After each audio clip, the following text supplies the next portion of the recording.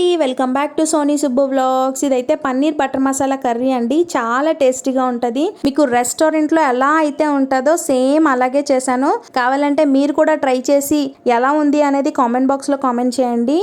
ఈ కర్రీతో నేను కాంబినేషన్ అయితే బటర్ నాన్ చేశాను. దీని వీడియో కూడా మన ఛానల్లో ఉంటుంది. చూడలేని వారు ఎవరైనా ఉంటే వెళ్ళి చెక్ చేయండి. ఇప్పుడు ప్రాసెస్లోకి అయితే వెళ్ళిపోదాం. నేనైతే 1/2 కేజీ పన్నీర్ని అయితే తీసుకున్నానండి. దాన్ని అయితే క్యూబ్స్ లాగా అయితే కట్ చేసుకున్నాను. కొంచెం పెద్ద పెద్దగానే తీసుకున్నాను అనమాట. చిన్న చిన్న పీసెస్గా అయితే కట్ చేసుకోలేదు.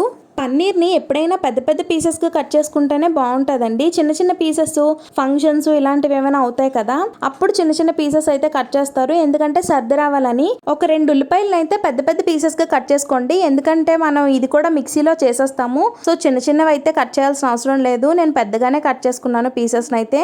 ఒక 2 ఉల్లిపాయలు 2 టమాటాలను కట్ చేసుకొని పక్కన పెట్టుకోండి. టమాటోని కొయ్యాలంటేనే కొంచెం భయం వేస్తుందండి. ఎందుకంటే అంత కాస్ట్ ఉంది టమాటో.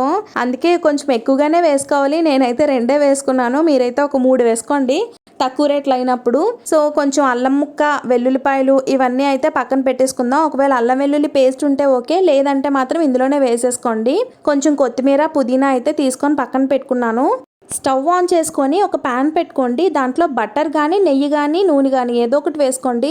నేనైతే నూనె వేసుకున్నానండి. నూనె మరిగిన తర్వాత మనం ఏదైతే కట్ చేసుకొని పెట్టుకున్నామో పన్నీర్ క్యూబ్స్ని కూడా వేసుకొని అటు ఇటు కొంచెం ఫ్రై చేసుకోండి. లైట్ గోల్డెన్ బ్రౌన్ వస్తే సరిపోతుంది.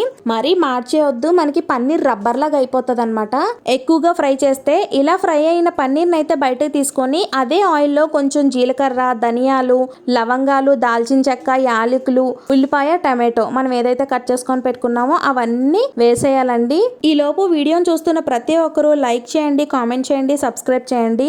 ఈ వీడియో మీకు నచ్చినట్టయితే మీ ఫ్రెండ్స్ అండ్ ఫ్యామిలీ మెంబర్స్ కి షేర్ చేయండి. మీరు షేర్ చేయడం వల్ల, లైక్ చేయడం వల్ల నాకైతే వీడియో ఇంకా ముందుకెళ్లే ఛాన్సెస్ ఉంటాయి. అప్పుడు మీరు నాకు కొంచెం హెల్ప్ చేసిన వాళ్ళు అవుతారనమాట.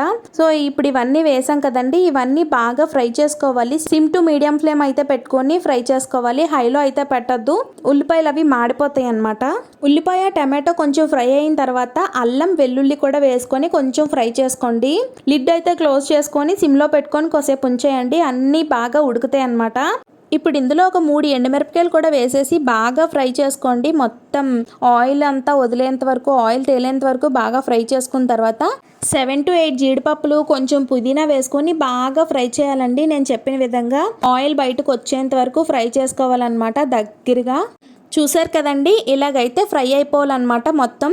దీన్నైతే చక్కగా చల్లారబెట్టుకొని మిక్సీ అయితే పట్టుకోండి. వేడిగా ఉన్నప్పుడు అస్సలు మిక్సీ పట్టద్దు, ముఖం మీదకి వచ్చేస్తుంది. సో చల్లారిన తర్వాత మాత్రమే మిక్సీ పట్టుకోండి. ఈ మిక్సీ పట్టేటప్పుడు కొంచెం నానబెట్టిన గసగసాలు అయితే వేసేయండి. నేను నానబెట్టుకోలేదు, సో నాకైతే అక్కడక్కడ పలుకులుగా ఉండిపోయాయి గసగసాలు. ఇప్పుడు అదే ప్యాన్లో మనం ఒక 4 to 5 టేబుల్ స్పూన్ నెయ్యి అయితే వేసుకొని మనం ఏదైతే మిక్సీ చేసుకొని పెట్టుకున్నామో ఆ పేస్ట్ని కూడా ఇందులో వేసేయాలండి. ఆ పేస్ట్ని జాగ్రత్తగా కలుపుతూ ఫ్రై చేసుకోవాలండి.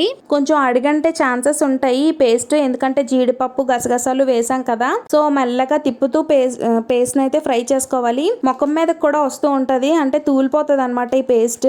ఎందుకంటే ఫ్రై చేసి మనం మిక్సీ చేసి మళ్ళీ ఫ్రై చేస్తున్నాం కదా, అందుకోసం. మనకి సరిపడినంత కారం, ఉప్పు, కారం సరిపోయే లేవో చూసుకోండి. సరిపడినంత కారం, సరిపడినంత ఉప్పు, కొంచెం గరం మసాలా పౌడర్, జీరా ధనియా పౌడర్ ఇవన్నీ వేసుకొని బాగా ఫ్రై చేసుకోవాలి పేస్ట్ని.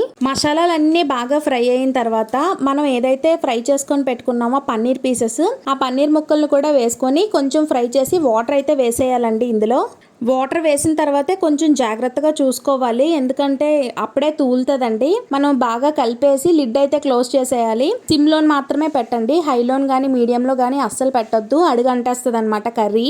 ఇలా బాగా కర్రీని అయితే ఉడికించుకున్న తర్వాత ఆయిల్ పైకి తేలడం అయితే స్టార్ట్ అవుతుందండి. మనం లిడ్ క్లోజ్ చేసి తీసిన తర్వాత ఆయిల్ అయితే పైకి తేలేటప్పుడు కసూరి మేతి ఉంటుంది కదండి, ఎండిపోయిన మెంతాకు అనమాట, అది వేసుకుంటే పన్నీర్ కర్రీకి మంచి టేస్ట్ అయితే వస్తుందండి. కసూరి మేతిని నలిపేసుకొని వేసుకోవాలి. కర్రీ కొంచెం దగ్గర పడేటప్పుడే కొంచెం పంచదార కూడా వేసుకోండి, మనకి మంచి టేస్ట్ అయితే వస్తుంది. బటర్ నాన్లోకి కొంచెం మీరు అబ్జర్వ్ చేసుంటే రెస్టారెంట్లో అక్కడక్కడ స్వీట్నెస్ కూడా తెలుస్తుంది పన్నీర్ బటర్ మసాలాకి. సో కొంచెం షుగర్ వేసుకున్న తర్వాత మనకి ఇలా దగ్గరగా ఉడికించేసుకొని ఫైనల్గా మనం కొత్తిమీర అయితే వేసుకొని సర్వ్ చేసేసుకోవడమేనండి. ఇంకా వీడియోని చూస్తూ లైక్ చేయకపోతే please do like, share and subscribe. నా వీడియోస్ చూస్తూ నన్ను సపోర్ట్ చేస్తున్న వాళ్ళందరికీ చాలా చాలా థ్యాంక్స్ అండి. కొన్ని రెస్టారెంట్స్లో అయితే పన్నీర్ బటర్ మసాలా అనేది కొంచెం రెడ్గా కనిపిస్తుందండి. ఎందుకంటే వాళ్ళు చిన్న ఫుడ్ కలర్ అయితే వేసేస్తారు అట్రాక్టివ్గా కనిపించడానికి. మీలో ఎంతమందికి paneer butter masala, butter non combination అంటే ఇష్టమో కామెంట్ బాక్స్లో కామెంట్ చేయండి. నాకైతే చాలా ఇష్టం అండి. వీడియో చూసారు కదండి, ఎలా అనిపించింది? మీకు బాగా అనిపిస్తే మీరు కూడా ట్రై చేసి ఎలా వచ్చింది అనేది కామెంట్ బాక్స్లో కామెంట్ చేయండి. Bye bye.